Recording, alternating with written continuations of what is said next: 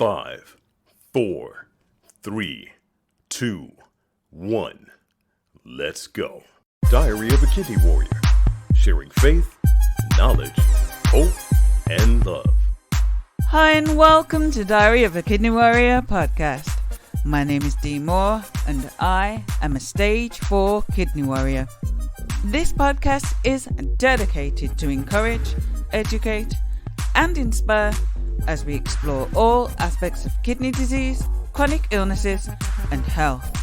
If you have any questions or ideas for topics you would like me to cover, please get in contact with me on social media using the handle Diary of a Kidney Warrior. In today's episode, I am bringing you a kidney warrior story.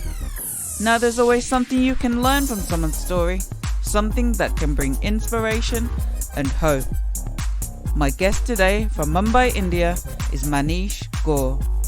Manish is a PhD researcher, blogger, and founder of Doting Beans Awareness and Support Platform. Manish shares his story of living with Alport syndrome and going on to have a kidney transplant and the lessons he has learned along his kidney warrior journey.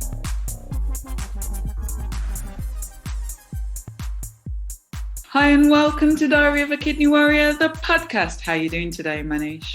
Oh, hi Dee. I'm doing great, and it's really a great opportunity to talk to you. And namaste from India. Namaste to you too. Thank you so much. As you know, as everyone knows, I absolutely love doing interviews with kidney warriors and talking about kidney warriors' stories, their journeys, everything that they've learned so far. And so it really is a pleasure to have this opportunity to talk to you today. So my first question is, how did your kidney warrior journey begin and how were you diagnosed? So, first of all, thanks for inviting me to your podcast, Diary of Kidney Warrior podcast. I've been listening to a few episodes and you are doing a great job. So thank you so much and congratulations.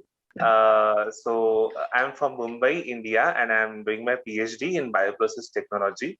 The journey with kidney disease is actually started from my childhood, but we were not aware about it that much at that time. So I was like almost like 8 years of age or something. And so suddenly we got to know that there is a blood which is coming out from my urine or passing through my urine. And so my medical checkups and like all the tests and everything, they started and they continued for some 2-3 years. But nothing was helping out. I mean, nothing was controlling the blood loss from my urine. So my doctor, he finally asked us to remove my tonsils. And tonsils is basically one of the organ, like a tissue kind of thing, mass, which is there in the throat. So he asked us to remove that mass, and he expected that that might reduce the loss of blood from my urine. So, and fortunately, it did work. So we were actually happy that time that the blood which was passing through my urine actually reduced to a great extent. And we were relieved. I mean, we thought that now the thing has been resolved and I can live a normal life and nothing is going to happen to me. So just to cut you there. So I think it's quite interesting that you had blood in your urine and your doctor said that by removing your tonsils that would help.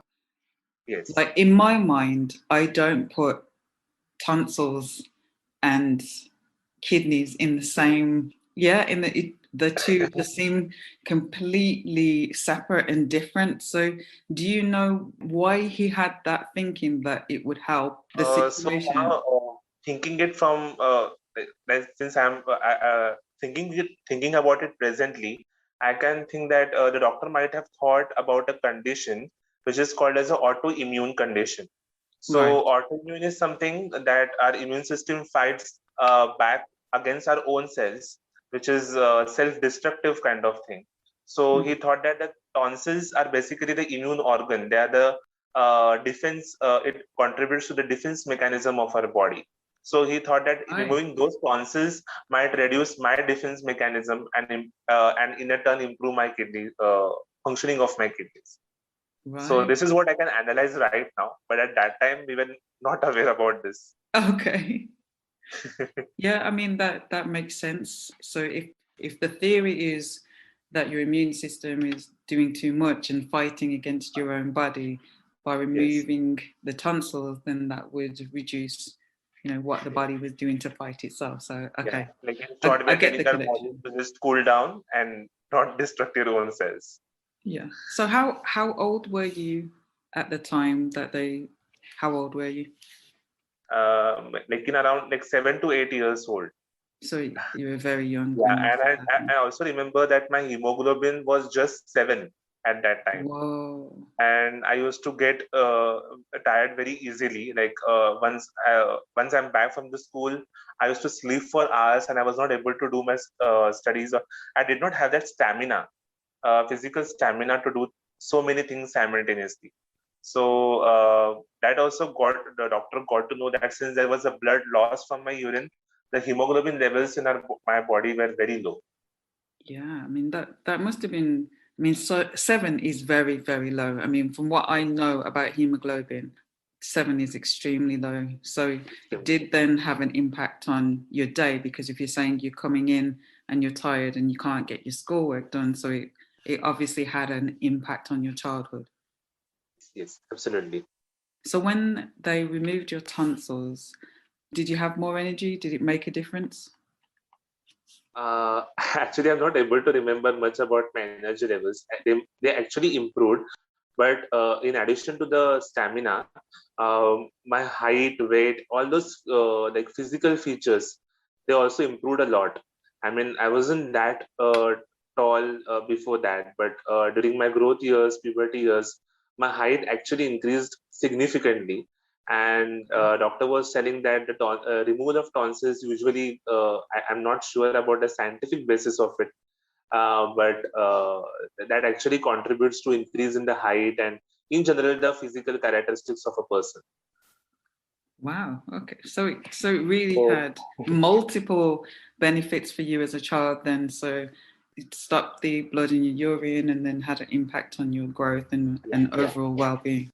yes, Okay. it did reduce my immunity a bit, but it gave so many other benefits that my blood loss was I mean it was almost stopped from the urine after that. So we were relieved and thinking that now the thing has been cleared off, and I'm happy to live my life again in a All normal right. way.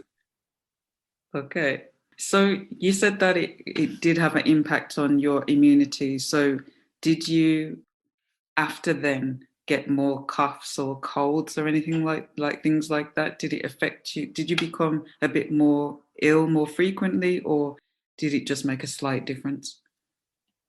So my immunity has always been quite low since my childhood, but after the removal of tonsils, not very frequently, but actually my immunity was low. That I used to get succumb to cold, cough, fever very easily, I would say, and I could see my friends who used to do well even with the cough, cold, and fever.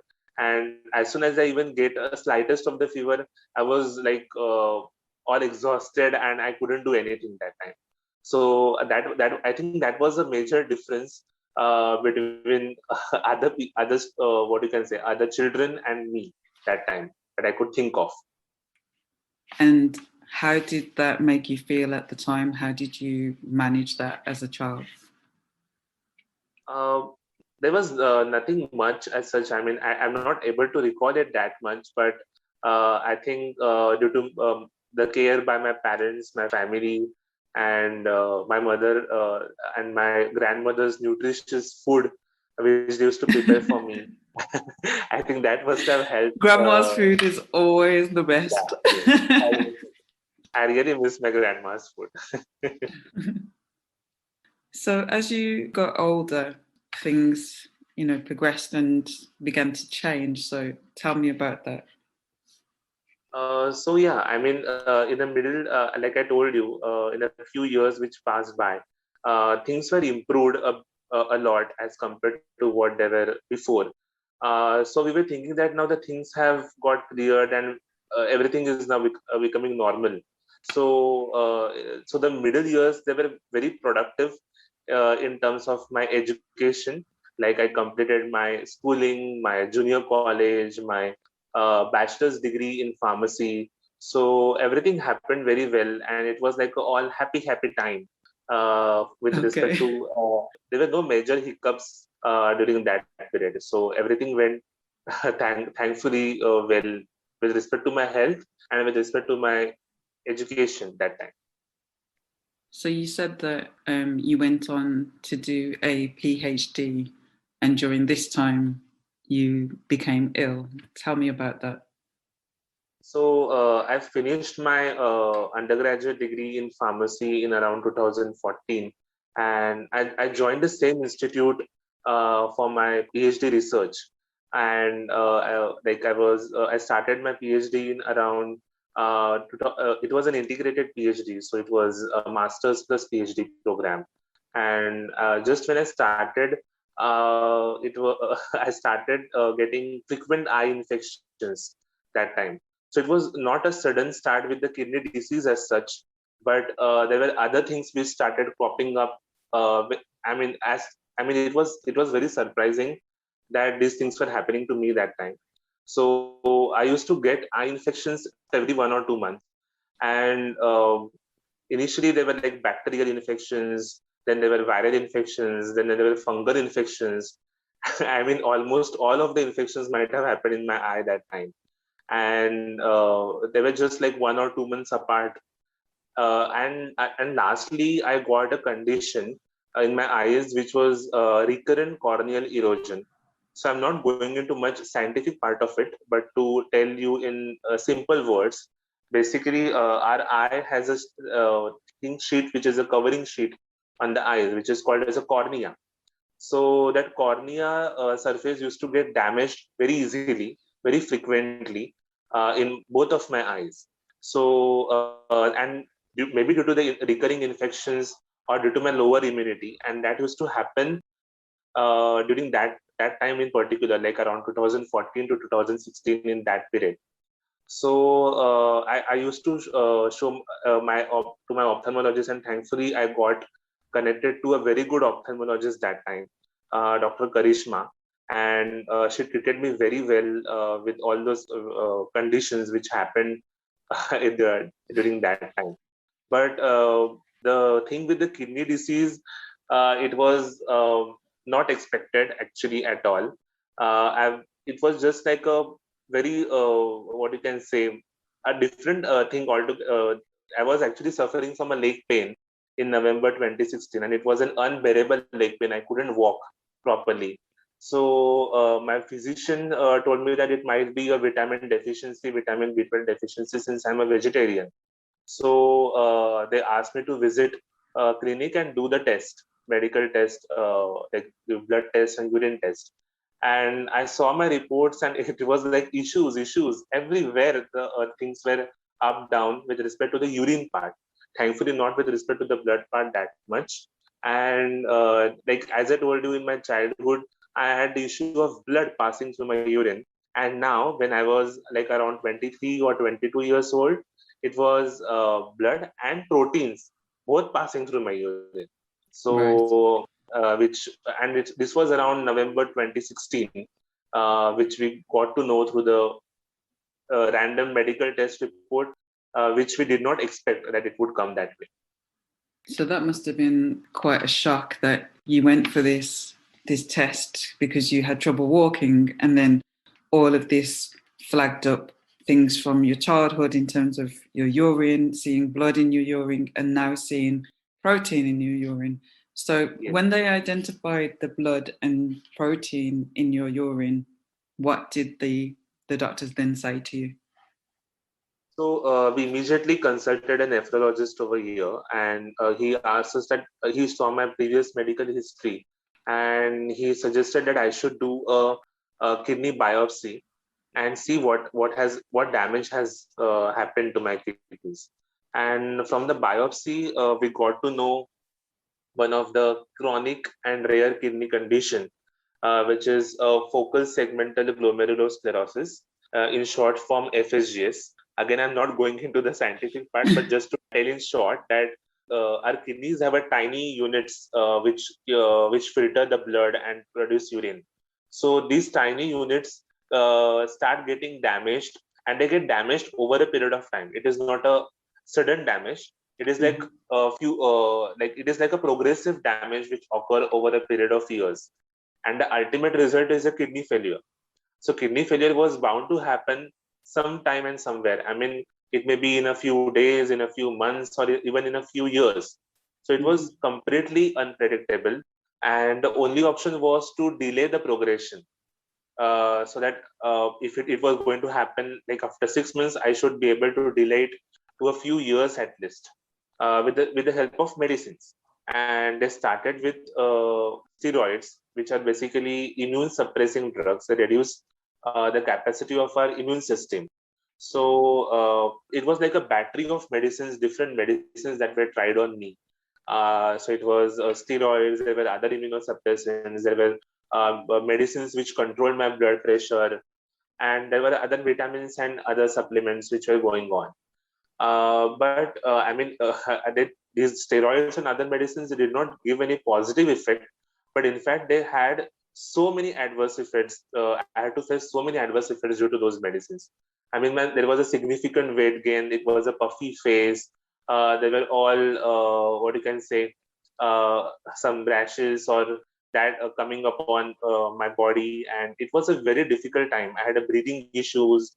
So more than the benefits, it was more of a difficult and testing time for me. And simultaneously, I was doing my PhD research, and it was becoming really, really difficult to manage both the things simultaneously. It was a frustrating time, basically. I used to get angry very easily. So it used to happen that since my mom was with me during those time, for my aunt, she and her husband, they very kindly gave me their place of accommodation in Mumbai to live, because I was not able to live in my hostel. I was living in hostel, and due to all the kidney condition, I was not able to eat outside. I was supposed to eat homemade food with proper restrictions on protein, salt, and everything. So during that time, I was staying with my mother, and so it is like you have your loved one with you, and so all the frustration which you try to emote, it will come near with your loved ones and with your friends. So that was a really difficult time, around like 2017, 18, that time. And um, and like in spite of doing all this, none of the medicines were working out. So it was just the creatinine levels were rising and rising and rising. So my doctor finally suggested that I should do a genetic test and see what is a exact diagnosis, because we thought that the diagnosis might be a little faulty, or maybe it was a misdiagnosed condition or some tricky condition which is happening, which is not which we couldn't explain or doctors couldn't explain that time. And so I did a genetic test in like 2019, mid 2019, and so I got to know another condition from it, which is Alport syndrome. So it is also a genetic condition and a rare kidney disease condition. And this condition affects not only kidneys, but also our eyes and ears. So Right. yeah, So and this that's how we explain. connected Okay. what happened in 2015-16 to my eyes, what were happening to those with those episodes. So we started collecting the things and connecting the things that time. Like once it was confirmed it is a genetic condition, it was like none of the medicines will ever help with the genetic condition, and Oh things wow. will have to progress the way they want to. So it was like, okay, I mean this has happened and now I'm supposed to accept it. Initially I was more into a defensive like position, like why is it happening to me? Or it was like more of a I mean I used to it was more of a not a blaming condition, but I used to say why it is happening to me, why God has given this pain to me, and So now it was slowly becoming that instead of why me, it was like, okay, it is yes me, and I'm supposed to accept what is happening to me, and still try to do as best as I can in the present circumstances. So Yeah. that So, was the period. so, so really, then you were misdiagnosed with FSGS and given medication that ultimately caused a lot of side effects and problems. But then you found out that actually you had a different condition, which those medicines wouldn't help anyway. So it's a case of realizing that actually you'd gone through weight gain and all the different side effects of medications that weren't going to help your condition at all. So yeah, I could imagine how angry I would be angry, to be honest with you, to hear that. That must have been like really tough to find out that you gone through all of these challenges and really those medicines weren't going to help you in the long run. But I'm glad that you got to the point where you switched it from the why me to yes me, and then moving forward in terms of mindset, because I really think that the mind is so powerful, and getting to that point where you're like, okay, this is my situation, but I'm going to make the best of it and I'm going to move forward. I think that's amazing and so powerful. Yeah, very true. Yes, because I mean, the only thing which can change you in that particular situation is yourself. Is what I've got to learn through it. Like other people can support you, Yes. motivate you. They will hold you in their arms. They will hug you, and they will love you a lot. I mean, I'm really thankful to my family, friends who have been loving me a lot through all these times. And but it is ultimately upon us that we should. Like gather all the strength that we have and still stand strong through all those times. And I was also I mean, it was not a depression, but it was more of an anguishness that was Mm-hmm. coming in that time. And I got in touch with one of the mental health therapists from via my friend. So Dr. Mansi Jain, I got in touch with her, and she was really being very kind and helpful. And all the tricks and techniques which she taught me were really helpful. It was like a minor, maybe some breathing techniques or some calming techniques or and mindfulness. All these techniques which she told me, taught me, and basically she was the one who uh, who listened to everything and what I was feeling that time. Mm-hmm. So that really helped. And I think all like there are many people who face inhibitions due to themselves and due to the society, that they shouldn't go to the mental health therapist. Otherwise, what the society will say, should I go there or not? Or will usually these counseling sessions actually help in those times. And I'm really fortunate that I took that step and moved ahead. So thank you to my psychiatrist also. It's so important what you said. Again, is so powerful because so many people do suffer in silence because they are, too scared to ask for help, or they think, what will other people think, this, that, and the other. But getting help, asking for that help is so important and life changing, as I can see that it was for you. So yeah, absolutely. If you need that support with your mental health, please do ask for help. Yes. Ultimately, it is us who are. I mean, there is nothing. There shouldn't be any inhibition on the mental health. Like if you are facing any issue, anyone in a kidney disease community, not just in a kidney disease community, in general community also, they shouldn't Absolutely. restrict themselves from taking help from the counselor. Absolutely. I agree. Yes. 100%. Yeah. And regarding that misdiagnosis, now I got to know later also that there are some associated conditions also. I mean, the FSGS and Alport syndrome both show similar symptoms. So that may be the reason that things went in different direction initially. So it is actually very difficult to demark like what exactly must have happened that time, and how why these medicines will work and those medicines won't work. The entire, I think, scenario is very complex with respect to the diagnosis and with respect to the treatment. So I think these areas really need to be worked upon so that patients will have accurate diagnosis at the right time, so that at least their damage will be what you can say, that progressive damage will be postponed as much as possible. Absolutely. So you went on to have a kidney transplant. So tell me about how that came about. So just a year after my diagnosis with the Alport syndrome, almost a year after that, during the COVID lockdown. So we were all locked up since March 2020 inside a house. And so I was just doing my normal PhD writing work from the home, and my creatinine levels were still rising.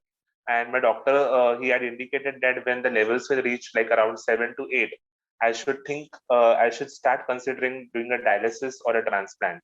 And we had just this conversation maybe in July, August or something, and we never expected that this it will come so early. He told me a general what you can say estimate that it might come after a year and a half or something.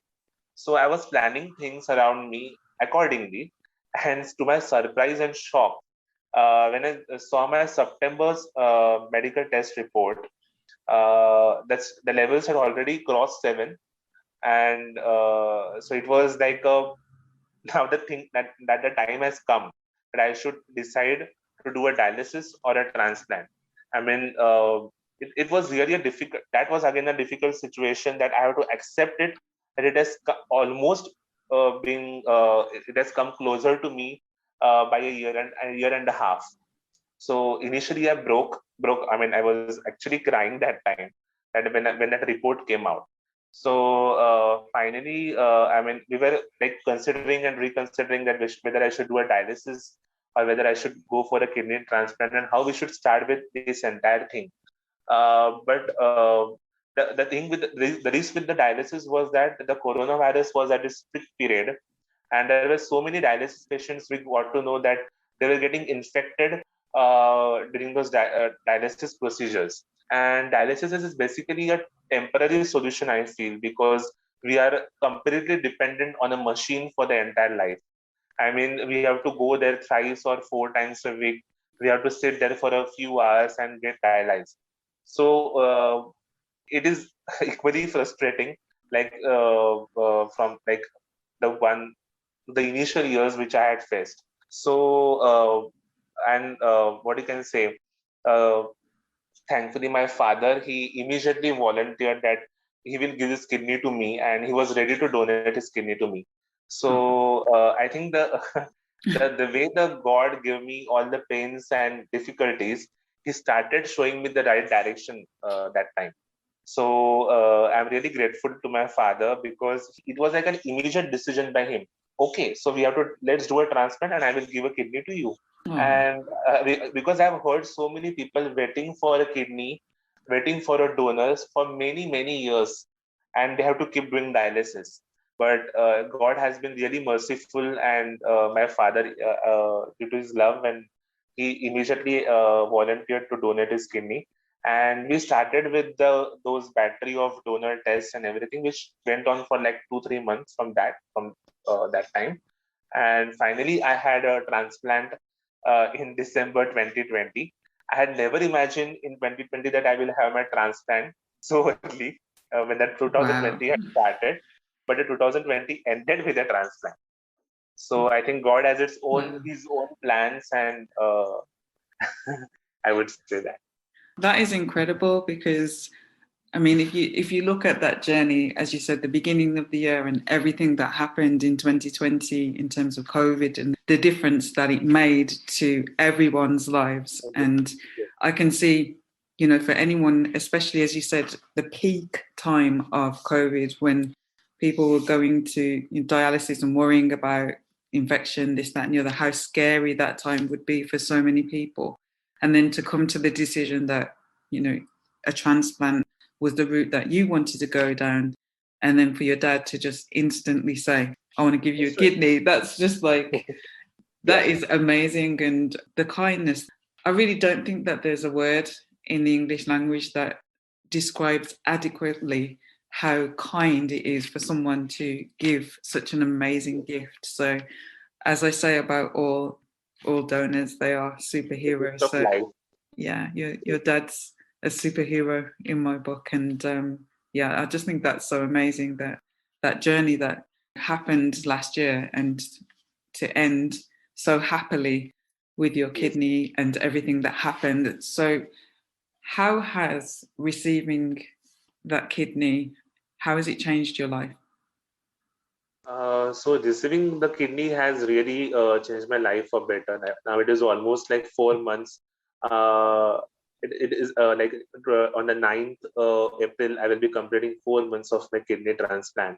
And so the life before the kidney transplant and life after the kidney transplant has been is really different. And now it is much more healthy, peaceful.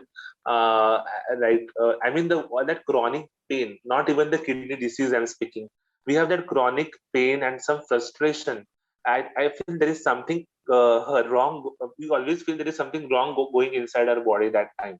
It may be psychologically associated also, but now all those things have subsided, and I'm really happy that like all the pain has ended into something very really fruitful and happy. So now like all the diet restrictions which I had, like I was not supposed to eat this, that, and all. Now now I can eat all everything which my mom cooks at home. So I mean the food part was a really because I love food. And Yeah, me too. so so all the food that I was missing, the food stuffs that I was missing, I was missing, and like I'm able to have it right now. So and that feeling of healthiness which is there, like you are passing a normal urine which is not foamy. Now my weight has decreased as compared to what it was earlier, because all the water that was built up in the body, it came out. And so it is really what you can say, peaceful and happy experience now. That is wonderful. So, based on your journey, everything that you've learned so far, what advice would you give to someone who's just been diagnosed with kidney disease? So it is a. I know it is a very difficult situation that when one gets diagnosed with a kidney disease, I know how it can feel. Um, but I think the life has its own way of giving us surprises and shocks, and it comes. That package is different for everyone. It comes at different times, different location. I mean, it can come at any time. So nothing is predictable, and not just with the kidney disease, with any disease in particular. But I think it is up to us how we take it. Of course, initially we will feel uh, really depressed or frustrated with what is happening to us. But I think we should normalize our feelings.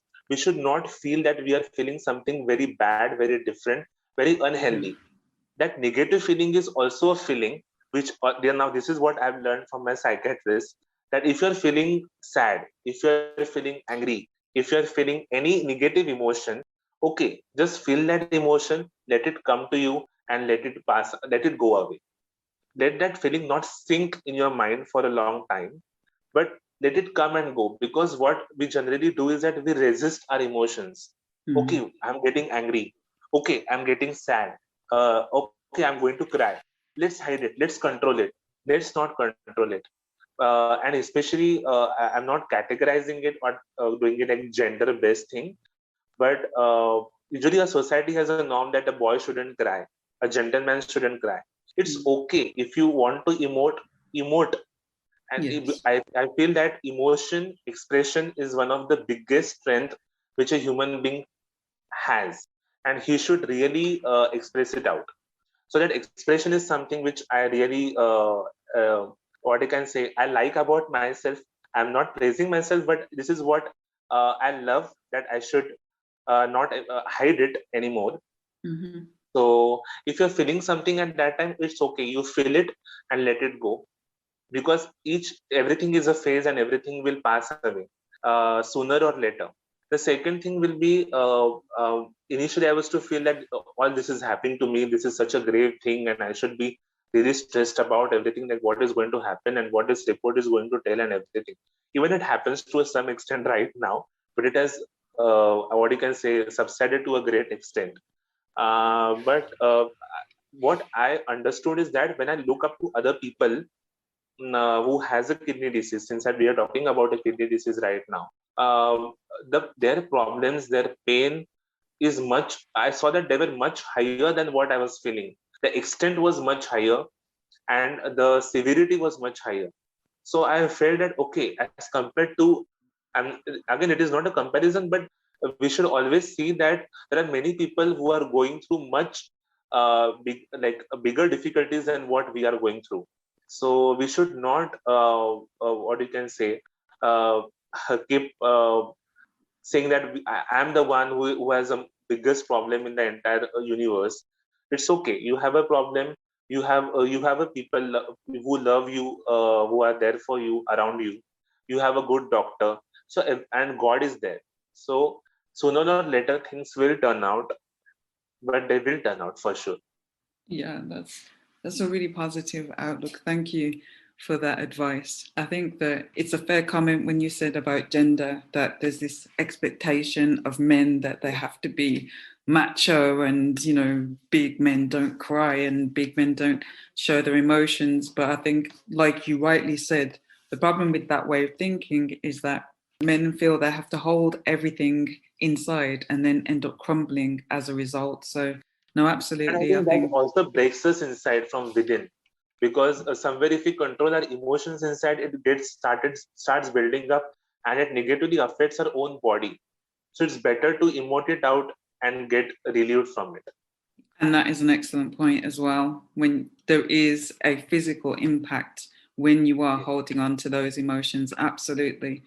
And yeah, I think it is when you express those things in positive ways. So it's positive ways of expressing negative things, then I think that is definitely the best outcome.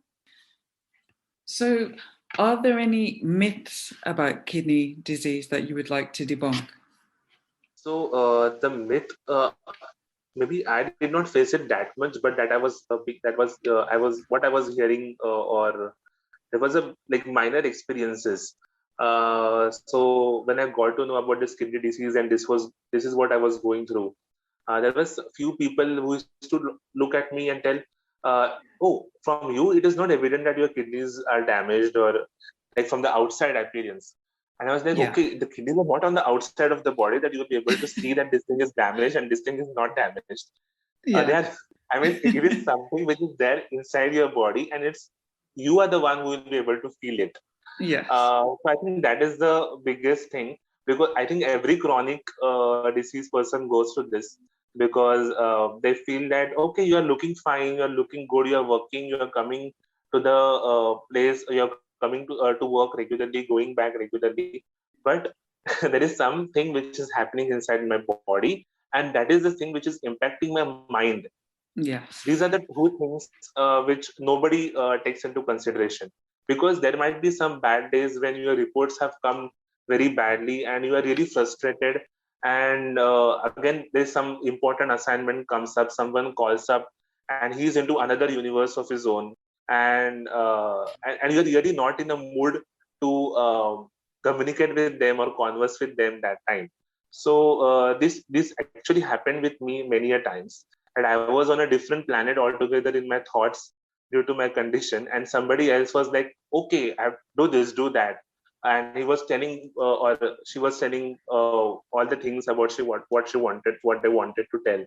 So I think, I mean, we should not associate disease with the way the person looks, with the way the person works, and the way he or she carries it, because like if we start doing that, then the mental health won't be visible to anyone, mental health issues, because those are the ones which will be never visible to everyone. And so that's it. I mean, we should that is the biggest myth which I feel that I should share with you. I think that is definitely a universal myth when it comes to chronic illness. That is the number one thing people always say. You don't look sick. And like you said, the kidneys are on the inside, not the outside. So I like that. I'm going to borrow that one. Anytime someone says that to me, that's what I'm going to say. So I know that you are very active in terms of advocacy within the kidney community. And I know that you have a blog. So tell me a bit about your blog. So the blog is something which has happened, has been the most special thing after my transplant in this kidney disease journey. This again happened during the lockdown period. I think lockdown was productive on many other fronts for me, I would say. So I got in touch with one of the organizations in India, which was Organization for Rare Diseases in India, and the organization's founder, that is Mr. Prashanna Shirod. He once spoke to me on phone and like he just discussed with me about my condition, and he motivated me actually that I should start a blog and start sharing my experiences with people, because till that time the kidney disease was only limited to me, my family, and to my very near people, I mean, with whom I used to get in contact every day.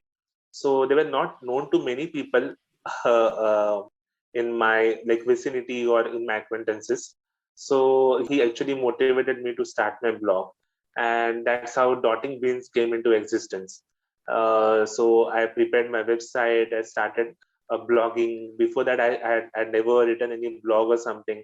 So I was always actually writing all the scientific writing part of my like scientific work related to my PhD.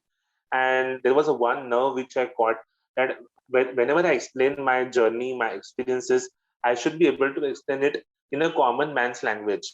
And they shouldn't feel that, okay, it is full of jargon and I'm not able to understand anything which are writing over here. So I still remember my first blog which I wrote, and it got from that time I got so much love and care from the people I had never imagined. I mean, that there were many people who got in touch with me. I got connected to some support groups in India. We started sharing our experiences. I never knew that this world actually exists before that time. I was not connected to many support groups that time. So I actually got into connect with many support groups, many people who were going through the similar condition. And so it is like you know someone who has this condition. So if you have any tiny issue or a tiny doubt, like a silly, maybe a silly query, you will just drop in a message and get it resolved. So with respect to the dotting beans, I started it with an aim to create awareness and create like an online support platform for kidney disease patients and transplant recipients now. So I mean, in India, I feel there is a lack of awareness about kidney diseases and in general chronic rare diseases.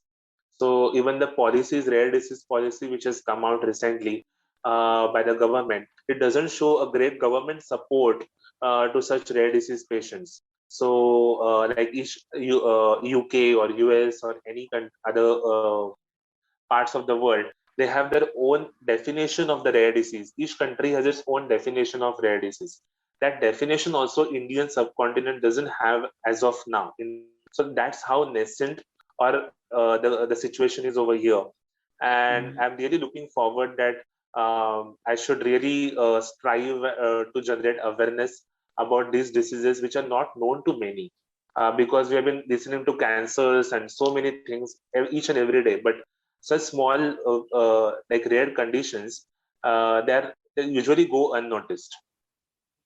Yeah, that's definitely a common thing that people say, that a lot of people know about cancer and illnesses like that, but when it comes to kidney disease, they don't even know anything about kidneys or what kidneys do. So that is wonderful work that you're doing in terms of raising the awareness. And like you said, once you make that step to start your blog, it's opened up your community, like you've met more people and reaching out and sharing more knowledge. And yeah, it's wonderful because it's like a chain reaction, isn't it? You start one thing and then it opens up other doors and other opportunities. So yeah, that is fantastic work. So could you let the listeners know what the web address is for your blog? So the web address is www.hope for kidneys. So that's for hope Hope for Kidneys. So that for is written as 4 numerically. So it is hope for kidneys.info.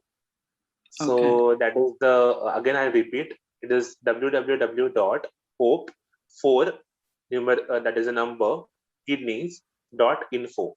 So that is the URL or the link to my website. And I have its Instagram page in the name of Dotting Beans, @Dotting Beans, and I also have a Facebook page for Dotting Beans. So if I'll be really happy if people check out my blog and my social media pages so that we can connect more deeply and have a great conversation. Thank you so much. Thank you so much for joining me today. And do you have a final word that you would like to share? I would like to thank everyone because of whom I'm there today. So starting with my father who donated his kidney to me, my mother, my aunts, their families, my entire family and friends, and all the well-wishers, PhD guide, teachers, who have been so loving and caring towards me, and everyone who contributed by raising funds for my transplant surgery. I'm deeply grateful to each and every one of you, and I love you all from the bottom of my heart. Thank you so much. Oh, that is so amazing. Thank you so much for joining me and for sharing such amazing advice. Thank you so much, Dee, for being such a loving and kind host. And it's been really, we are bonding really well. And thank you so much. Thanks to Diary of a Kidney Warrior podcast and you for giving me this opportunity to share my thoughts and share my journey with the kidney disease. And so thanks and lots of love to you. Oh, thank you. Lots of love to you too. And visit India whenever possible. Oh yeah, definitely. Thank you for listening to Diary of a Kidney Warrior podcast. And don't forget that you can contact me on social media using the handle Diary of a Kidney Warrior. Please do subscribe to the podcast and please do tell a friend. New episodes of this podcast are released every Monday. Until next time, take care and choose to live. Diary of a Kidney Warrior, sharing faith, knowledge, hope, and love.